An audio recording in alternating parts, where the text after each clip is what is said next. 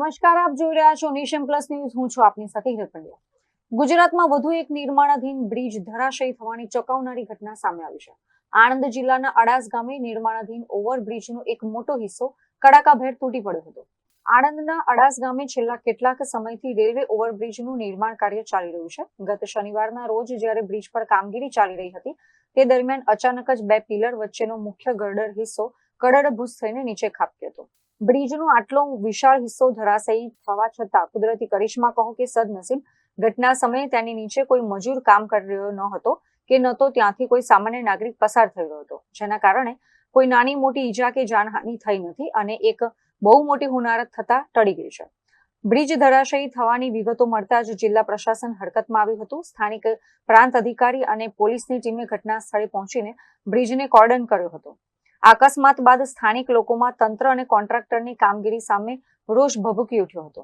લોકો સવાલ ઉઠાવી રહ્યા છે કે જો ચાલુ કામગીરીએ જ ગર્ડર પત્તાની જેમ તૂટી પડતા હોય તો ભવિષ્યમાં બ્રિજ શરૂ થયા બાદ મોટી દુર્ઘટના સર્જાઈ હોત. હાલમાં પ્રાંત અધિકારી દ્વારા ઓવરબ્રિજના કન્સ્ટ્રક્શન મટીરિયલની ગુણવત્તા અને સ્ટ્રક્ચરલ એન્જિનિયરની ખામીઓ તપાસવા માટે ઉચ્ચ સ્તરીય તપાસના આદેશો આપવામાં આવ્યા છે. ये अड़ास रोड पे जो है रेल ओवरब्रिज बन रहा है, तो रेलवे विभाग का गति शक्ति विभाग है वो बना रहा है इसको. तो स्टेट का भी स्टेट और हम मिल के साथ में इसको बना रहे हैं, बट इसका एग्जीक्यूशन पूरा हमारा जो गति शक्ति यूनिट है वो कर रहा है. ये कल शाम को जो है, ये जैसे आपने देखा, आपके फ़ोटोज़ भी होंगे, ये जो प्रिस्ट्रेस कंक्रीट के गर्डर्स हैं पियर पे रखे हुए थे, उनमें से जो हमारे वेस्ट रादर ईस्ट साइड के जो गर्डर्स हैं, एक स्पैन के, सेकंड स्पैन फ्रॉम ट्रैक, वो 3 गर्डर एक साथ गिरे, एक के बाद एक गिरे. तो वो बड़ी ही हमारे लिए बड़ी सीरियस इंसिडेंस है.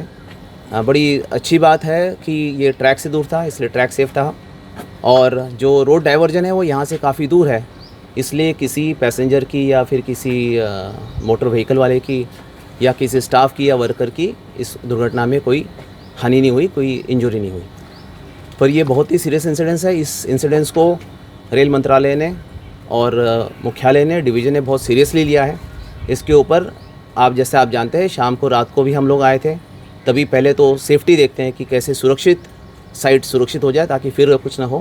उसके बाद में मुख्यालय ने, माननीय जनरल मैनेजर साहब ने इसकी डिटेल इंक्वायरी ऑर्डर की. बड़ी सीनियर लेवल पे इसकी इंक्वायरी अभी शुरू हो जाएगी.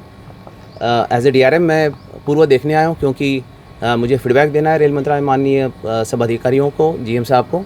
तो वो हम विचार विमर्श भी करेंगे और बिल्कुल डिटेल इंक्वायरी होगी. जैसे मैंने आपसे पहले भी कहा था, इन डेप्थ जाके बिल्कुल रूट कॉज एनालिसिस के साथ इंक्वायरी होगी. हर चीज़ पता लगाई जाएगी कि क्या करना चाहिए था, क्या हुआ है, कहाँ क्या गलती हुई है, किसकी गलती हुई है, सारा पता लगा के इसकी रिस्पॉन्सिबिलिटी फिक्स की जाएगी कि ये क्यों हुआ है और अप्रोप्रिएट एक्शन बिल्कुल लिया जाएगा और आप सबको अवगत कराया जाएगा.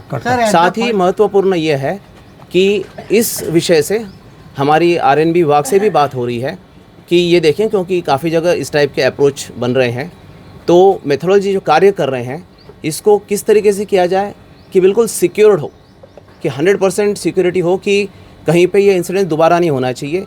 वो इतना ही महत्वपूर्ण है. ये चीज़ हमारा बड़ा क्लोज कोऑर्डिनेशन होता है RNB से. उन्होंने भी बात की, उनके इंजीनियर से भी देखा है, स्टेट भी है इसमें और हमारे साथ बात कर रहा है, उनके इंजीनियर से भी यहाँ पे देखा है. तो हम ज़रूर उसमें से एक तरीका ढूंढेंगे, या मेथोडोलॉजी में कुछ कमी है या कुछ और इम्प्रूवमेंट करना है, वो भी ढूंढ के वो इंश्योर करेंगे कि आगे जो काम चल रहा है, अभी काफ़ी जगह काम चल रहा है, ऐसा इंसिडेंस फिर से नहीं हो. આ ઘટના ગઈકાલે 6:30 પોણા 7ની વચ્ચે બની. અમે લોકો અહીંયા બહાર જ, ઘરની બહાર જ ઊભા હતા અને ભૂકંપ આવ્યો હોય એ રીતે આ બેઉ સાઈડથી વચ્ચે તૂટી પડી અને આખો આટલો અમારો એરિયા છે એ આખો ધ્રુજી ગયો. અને અમે દોડ્યા, જોયું તો કુદરતનું કરવું હતું કે કોઈ જાનહાનિ નથી થઈ.